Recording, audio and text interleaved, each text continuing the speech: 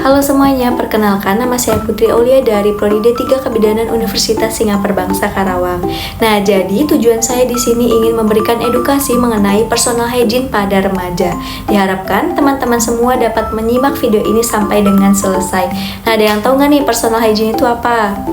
Oke, apa itu personal hygiene? Personal hygiene atau kebersihan seseorang adalah suatu tindakan untuk memelihara kebersihan dan kesehatan seseorang untuk kesejahteraan fisik dan psikis. Dalam kehidupan sehari-hari, kebersihan merupakan hal yang sangat penting dan harus diperhatikan karena kebersihan akan mempengaruhi kesehatan dan psikis seseorang. Nah, jadi di usia remaja yang seperti kita ini, tentunya personal hygiene itu sangat penting ya teman-teman. Karena apa? Karena tentunya ketika kita tidak menjaga kebersihan atau personal hygiene kita, tentunya penyakit itu akan datang kepada kita. Nah, kalau misalnya tubuh kita sakit, tentunya psikis kita juga sakit juga dong, karena kan kita kan gak bisa kemana-mana ya teman-teman. Kalau misalnya sakit, pasti kita akan bosan, stres seperti itu. Nah, di sini juga ada beberapa faktor yang mempengaruhi personal hygiene. Yang pertama, citra tubuh. Yang kedua, praktik sosial. Yang ketiga, status sosial ekonomi, pengetahuan, kebudayaan, pilihan pribadi, atau kondisi fisik. Nah, diantaranya itu ya teman-teman. Nah, di sini ada macam-macam personal hygiene. Yang pertama itu kesehatan gigi dan juga mulut. Contohnya itu seperti apa? Seperti sebelum makan, sesudah makan, mandi. Tentunya kita akan membersihkan mulut kita dong dengan cara menggunakan pasta gigi dan juga sikat gigi. Nah, itu juga salah satu bentuk macam-macam personal hygiene. Yang kedua ini kesehatan rambut dan kulit rambut. Teman-teman biasanya di sini keramas berapa kali? Jangan sampai keramas 1 minggu itu 1 kali. Nah, itu berarti teman-teman tidak menjaga personal hygiene-nya. Nah, yang ketiga ini ada kesehatan kulit. Contohnya itu seperti simpel aja, kita sering mandi. Nah, itu juga kalau misalnya kita nggak mandi, berarti personal hygiene kita nggak dijaga dong. Itu bisa menimbulkan gatal-gatal, gerah, ya kan? Nah, lalu di sini juga ada kesehatan telinga. Nah, kalau misalnya kita mandi juga, jangan sekedar mandi, telinga kita juga harus dibersihkan. Karena apa? Karena biar bersih. Lalu selanjutnya itu ada kesehatan kuku. Nah, kalau misalnya teman-teman di sini kukunya ada yang panjang, cepat-cepat segera dibersihkan. Karena apa? Karena kuku ini timbul banyaknya penyakit. Kalau misalnya teman-teman garuk-garuk juga kan pasti kotorannya akan nempel di kuku kan. Lalu teman-teman dipakai untuk makan. Nah, itu nggak banget ya teman-teman. Lalu di sini ada kesehatan mata. Untuk kesehatan mata juga, kalau misalnya kita berkendara atau bertempuh jauh, kita maksimal kita harus memakai kacamata. Karena apa? Biasanya itu kan banyak debu kan, itu bakal menimbulkan sakit mata, perih, ya kan. Nah, lalu di sini ada kesehatan hidung. Untuk kesehatan hidung ini, kita juga kalau misalnya mandi, jangan lupa ya teman-teman, hidungnya juga kita bersihkan. Karena kan kalau misalnya kita keluar itu pasti debu-debu pada masuk ke hidung kan, itu juga kotor. Nah, lalu di sini juga ada jenis-jenis personal hygiene. Yang pertama, perawatan dini hari. Lalu yang kedua ada perawatan pagi hari, yang ketiga ada perawatan siang hari, lalu perawatan menjelang tidur. Nah, ini biasanya yang rutin seperti ini tuh biasanya tuh cewek-cewek ya teman-teman. Biasanya cowok tuh ya jarang, karena biasanya cewek-cewek ini memerlukan skincare kayak gitu kan. Nah, untuk cowok-cowok juga di masa remaja ini, kalian harus menjaga personal hygiene kalian dengan kalau misalnya kalian mau tidur bisa cuci muka.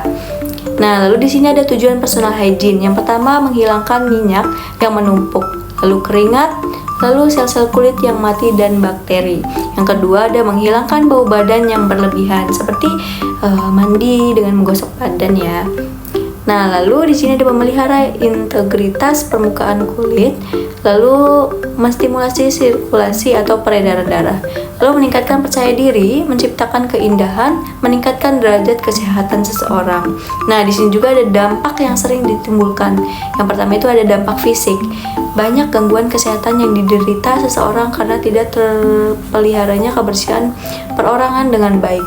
Gangguan fisik yang sering terjadi adalah gangguan integritas kulit, gangguan membran mukosa mulut, infeksi pada mata dan telinga, dan gangguan fisik pada kuku. Itu ya teman dampak-dampaknya. Jadi saya harap kalian bisa menjaga personal hygiene kalian supaya dan ini warning buat saya juga. Nah, lalu di sini ada dampak psikososial. Masalah sosial yang berhubungan dengan personal hygiene adalah gangguan kebutuhan rasa nyaman, kebutuhan dicintai dan mencintai, kebutuhan harga diri, aktualisasi diri, dan gangguan interaksi sosial. Nah, di sini juga ada pengkajian personal hygiene. Yang pertama, riwayat keperawatan, pola kebersihan tubuh, perlengkapan personal hygiene yang dipakai, faktor-faktor yang mempengaruhi personal hygiene. Lalu di sini ada pemeriksaan fisik. Yang pertama itu ada rambut, keadaan kesuburan rambut, keadaan rambut yang mudah rontok, keadaan rambut yang kusam, keadaan tekstur. Kepala. Yang kedua itu ada kepala. Kepala ini botak atau alopecia, ketombe, berkutu, kebersihan. Lalu ada mata. Apakah konjungtiva pucat, kebersihan, apakah gatal atau mata merah? Lalu di hidung ini ada pemeriksaan, adakah pilek, adakah alergi, adakah pendarahan, adakah perubahan penciuman atau kebersihan hidung.